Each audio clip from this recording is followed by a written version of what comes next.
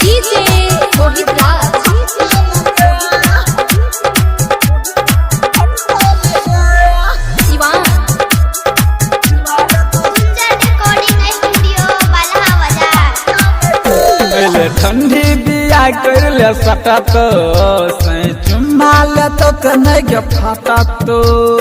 सुनै छी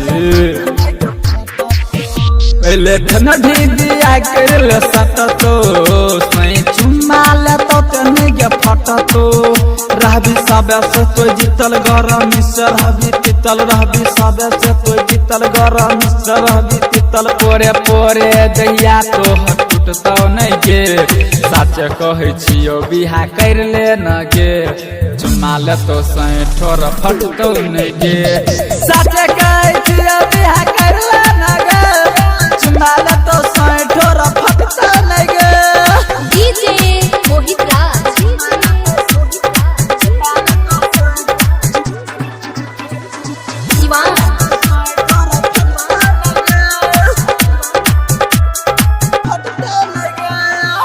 ऐसा न मौका नहीं मिलतो दोबारा बड़ा मजा से छौरी कटतो गे जरा सुतला रहबे तो सैया के साथ रात रंगीन जैतो कमल के तोरे ऐसा न मौका नहीं मिलतो दोबारा बड़ा मजा से छौरी कटतो गे जरा सुतला रहबे तो सैया के साथ रात रंगीन जैतो कमल के तोरे पर तो भैसलिंग नहीं काम छौरी लागतो नहीं दाम पर तो भैसलिंग नहीं काम छौरी लागतो नहीं दाम सैया सुतल रहतो कबो हटतो नहीं गे सच कहै छियो बिहा कर ले न गे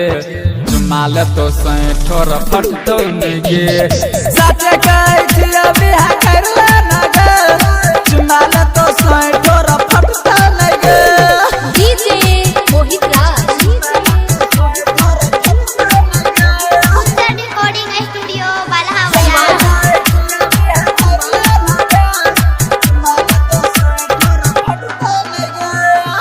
पेन्ही के रहबे छौरी हाफ पेंट बरदी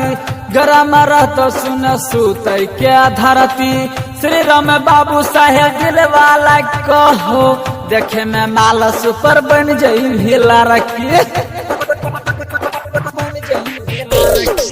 पेन्ही के रहबे छौरी हाफ पेंट बरदी गरम रहतो सुन सुतै के धरती